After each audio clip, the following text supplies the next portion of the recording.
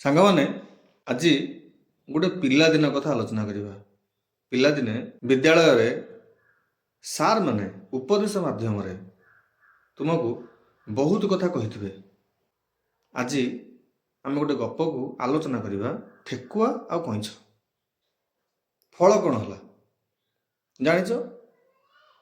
କଇଁଛ ଜିତିଗଲା, କିନ୍ତୁ ପ୍ରକୃତରେ କିଏ ଜିତିବା କଥା? ଠେକୁଆ ଜିତିବା କଥା। ତାହେଲେ ଠେକୁଆ ହାରିଲା କ'ଣ ପାଇଁ? ଅଧିକ ଆତ୍ମବିଶ୍ୱାସ ତା ପାଖରେ ହେଇଗଲା, ମୁଁ ତ ନିଶ୍ଚୟ ଜିତିବି। ଆଉ ଏପଟେ ଠେକୁଆ ନିଶ୍ଚୟ ଜାଣିଛି ଯେ ମୁଁ ହାରିବି, ତାପରେ ବି ତାର ମନୋବଳ ଦୃଢ଼ କଲା, ତେଣୁ ସେ ଜିତିଲା।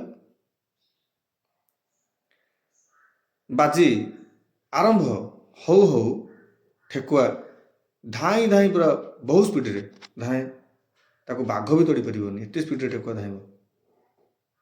ଜିତିବାର ଟିକିଏ ପୂର୍ବରୁ ପହଞ୍ଚି ପଛକୁ ଅନେଇଲା। କଇଁଛ ଟିକିଏ ବାଟ ଯାତ୍ରା ଆରମ୍ଭ କରିଛି, ମାତ୍ର ଗୋଟେ ପାଦ। ସିଏ କ'ଣ ବାଜି ଜିତିବ ମୋ ସାଥିରେ? ମୁଁ ତ ନିଶ୍ଚୟ ଜିତିକି ରହିଲି।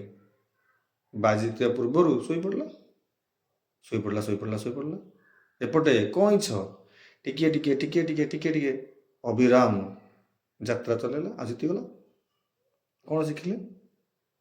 ଯେ ପର୍ଯ୍ୟନ୍ତ ଆପଣ ବାଜି ଜିତି ନାହାନ୍ତି ବିଶ୍ରାମ ନାହିଁ। ବାଜି ଜିତି ସାରିବା ପରେ ଯାଇକି ବିଶ୍ରାମ। କଇଁଛଠୁ ହାରିବାର ପ୍ରଶ୍ନ ଉଠୁନି, ମୁଁ ହିଁ ଜିତିବି, କଳେ ବଳେ କୌଶଳେ। ଏଇଟା ଆମେ ଜାଣିଛେ। ଏବେ ଠେକୁଆ ହାରିଲା, ତାକୁ ଟିକେ ଅପମାନ ଲାଗିଲା। ଜିତିବା ଲୋକଟା ହାରିଗଲା। ବାଜି ନମ୍ବର 2 ଡାକିଲା, ଆସେ ଆଉଥରେ ବାଜି କରିବା।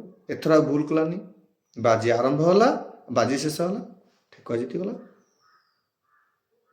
କଇଁଛ ଯାତ୍ରା ଆରମ୍ଭ କରିବା ପୂର୍ବରୁ ଠେକୁଆ ବାଜି ଜିତି ସାରିଲାଣି। ସରିଲା। ବାଜି ନମ୍ବର 3 କଇଁଛ ଡାକିଲା, ବାଜି ଲଗେଇବା, କିନ୍ତୁ ଏଥର ପାଣିରେ ଧାଇଁବା।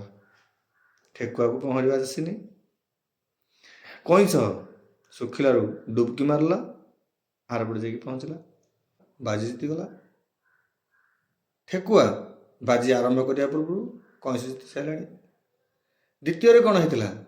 କଇଁଛ ବାଜି ଆରମ୍ଭ କରିବା ପୂର୍ବରୁ ଠେକୁଆ ଜିତି ସାରିଥିଲା। 4 ନମ୍ବର ବାଜିରେ ଆଗ ସ୍ଥଳଭାଗ, ମଝିରେ ଗୋଟେ ନଦୀ ପଡ଼ିବ, ତାପରେ ରେସ୍ ଯେଉଁ ଜାଗାରେ ପହଞ୍ଚିବ। ଠେକୁଆ ଜାଣିପାରିଲାନି, ହଁ କଲା। ବାଟ ଟିକେ ଲମ୍ବା ହେଇଗଲା, ମଝିରେ ନଦୀ ଅଛି ବୋଲି ଠେକୁଆକୁ ଜଣା ନାହିଁ, ହଁ କରିଦେଲା। କହିଲା ଏଥର ମଧ୍ୟ ରେଷ୍ଟ ନେବିନି, ଧାଇଁବି, ବିଶ୍ରାମ ନେବିନି, ଧାଇଁବି, ଜିତିବି। ଦେଖିଲା ବେଳକୁ ବାଟରେ ନଦୀ ପଡ଼ିଲାଣି। ନଦୀ କୂଳରେ ବସିଲା। କଇଁଛ ଟିକେ ଚାଲିଲା, ଚାଲି ନଦୀ ଯେମିତି ପହଞ୍ଚିଲା, ପୁଣି ଡୁବକି ମାରିଲା, ଆରପଟେ ଉଠିଲା, ବାଜି ଜିତିଗଲା। ଏଥର କ'ଣ ହେଲା? ଆଗ ପାଣି, ତାପରେ ଶୁଖିଲା। ପାଣିରେ କଇଁଛ ନେଇଗଲା, ଶୁଖିଲାରେ ଠେକୁଆ ପିଠିରେ କଇଁଛ ବସି ଠେକୁଆ ନେଇଗଲା। ଉଭୟ ସମାନ ସମାନ ହେଇଗଲେ। କ'ଣ ଶିଖିଲେ? ସମଝୋତା। ଜିତିବା ଆଉ ହାରିବା ଗୋଟେ ପ୍ରକ୍ରିୟା, ମକୁଟ ନୁହଁ। ତେଣୁ କର୍ମ କରିବା ଦରକାର। ବୁଝାମଣା କଲେ ବାଜିର ଆବଶ୍ୟକ ନାହିଁ।